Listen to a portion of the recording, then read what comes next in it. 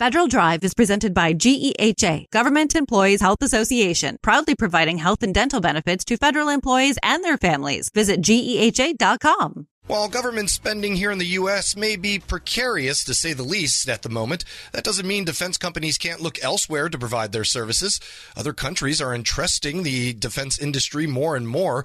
Here to discuss where those firms are finding the most demand, we welcome Daniel Sennett, former Republican staff director for the House Armed Services Committee and now co-leader of Holland and Knight's National Security and Defense Industry Group, where he's also a partner. Mr. Sennett, thank you so much for taking the time. Thank you very much, Eric, for having me. Of course. So, let's just get right into what I led us into here. What does the landscape look like right now? And I know that's a big question, so be as succinct as you can, I guess. But internationally speaking, what does the landscape look like right now for defense industry looking into other avenues of revenue when it comes to providing government services? Well, thanks very much. You alluded a little bit to the with the shutdown and the uncertainty. I will say, though, that the defense sector has been and continues to be extremely strong within the United States first. If you look across the 12 appropriations bills in the president's budget request, there are 2 that have received substantial increases, projected increases for FY26, and that's the Department of Veterans Affairs and Department of Defense. Added on to that, you have the reconciliation bill that just passed a few months ago, and that had a defense component to it as well of $150 billion in reconciliation dollars, and that was really designed for those generational investments in the Department of Defense that we've been meaning to make for the last several years, but really haven't had the budget for. So I think that in and of itself is positive for the United States and for the defense industrial base. There's a lot of money in that reconciliation bill to build up the U.S. defense industrial base.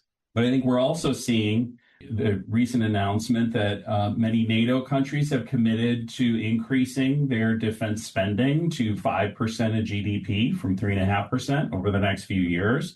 And that's caused a lot of excitement with U.S. defense companies and how they can potentially partner with European countries in order to broaden the defense industrial base. There's a lot of capability in many of those countries that the United States would like to leverage and would like to become partners with those European nations in order to build out the defense industrial base and the technology that they offer. Yeah, and part of that is, the president campaigned on getting NATO countries to contribute more to NATO defense interests. But I kind of get the feeling that more money would have been spent there regardless of what which administration took the rope, so to speak, in the last election. Are there geopolitical factors that are contributing to that as well as the U.S. policy changes when it comes to NATO relationships? Yeah, well, I think there's no question that if you look at the war in Ukraine, obviously it's been decisive in so many different ways, both in terms of the development of defense technology and the rapid iteration of, let's just take drones as an example, and how importantly drones have, all manner of drones have factored into that war. And then, of course, the war in the Middle East as well. Those 2 wars have really focused, I think, both the world and the defense industrial base on what technology is going to be needed in order to fight the next war. And another thing that it has done has depleted the world's stockpiles of many weapons and munitions. And so now the United States and Europe are in the position of both needing to replenish those stockpiles, and then at the same time also trying to grow their defense spending and capabilities at the same time. We're speaking here with Daniel Sennett. He is a partner at Holland and Knight, also former Republican staff director for the House Armed Services Committee. I'm glad that obviously you were going to bring up Ukraine. I guess I kind of knew that. The point that you made about it kind of serving as a guinea pig for the technology and defense industry needs for the next war. Can you just expand a little bit on that and what you all are seeing as the future needs? I mean, just to name one off the top of my head, Ukraine has virtually stymied the Russian Navy without even having really a Navy itself. That's something new, right?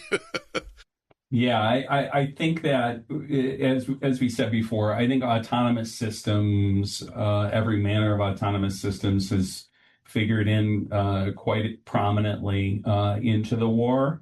And it also, as you said, it has served as an incredibly important test bed for the development of that technology. And really, it has proven out what I think many people have recognized over the past few years, which is the need is for, in many cases, affordable and attritable and plentiful systems. So drones being an example, going away from those exquisite, bespoke military drones to needing one-way attack drones, as an example, but not being able to afford $1 million a pop in order to have a drone.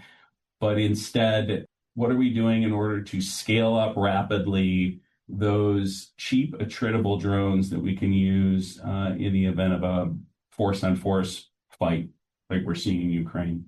Obviously, the focus of this interview is NATO, but I just trying to not show any Western bias here, and I'm not sure if how much you delve into other sectors of the world. But are we also seeing more engagement with the U.S. defense industrial base from other countries in the world? In Asia and the Southeast, I'm sure has come knocking on our door as well, right? Oh, absolutely. And obviously the Indo-Pacific factors in very prominently into what the United States is focused on right now, and building up the defense industrial base in order to respond to potential aggression there. I think one of the important components you're seeing, and this is true in Europe and in the Indo-Pacific, is how do we build a resilient and a distributed manufacturing network? Because obviously the tyranny of distance in the Indo-Pacific in particular means that you want to have those manufacturing capabilities a little bit closer to the fight, potentially. And so there is some great innovation, particularly companies with AI-enabled manufacturing and 3D printing. I think Divergent is an example of those companies that are leveraging artificial intelligence in 3D printing in order to democratize manufacturing and in order to make sure that we're able to have a resilient network throughout the world, even in remote locations, in order to print the parts and the weapon systems that are needed. Yeah, and the defense industry, I'm just curious, it's one of the U.S.'s main exports, right? I mean, it's virtually tariff proof just because of how much the world relies on the defense industry.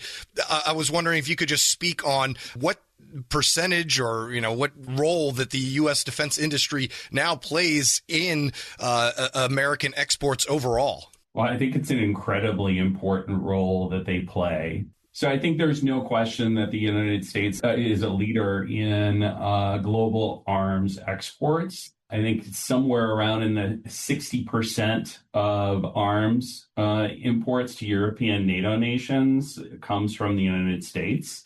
And there are so many great companies, great American companies that are producing and continue to produce cutting edge technology. And a lot of the excitement and development that we are seeing comes from the commercial sector. Gone are the days where the Department of Defense has the corner on research and development in terms of defense technology. A lot of that now is commercial companies, and particularly U.S. companies, that are paying for that research and development with private dollars and then selling those products into the Department of Defense and into the global market. And it's really a great time to see that. The United States has, and the Department of Defense in particular, has leveraged both Silicon Valley and the rest of the United States in order to help identify, in some cases adapt, commercial technology for military use. It's really been great to see.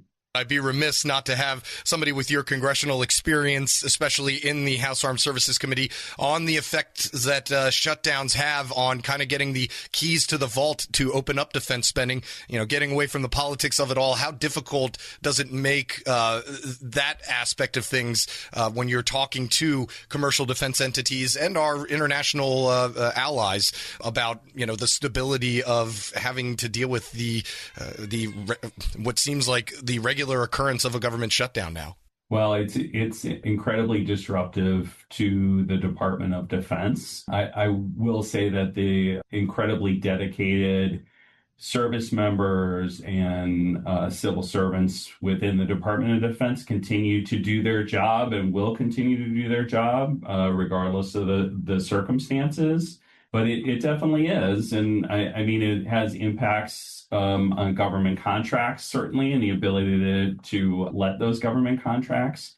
And it has impacts on the defense companies that I work with. And so it's hopeful that there can be a resolution soon on that. Daniel Sennett is a partner with Holland & Knight and co-leader of its National Security and Defense Industry Group. Thank you so much for taking the time. Thank you. Appreciate it, Eric. And we'll post this interview on our website. You can find it at federalnewsnetwork.com/Federal Drive. Subscribe to the Federal Drive wherever you get your podcasts.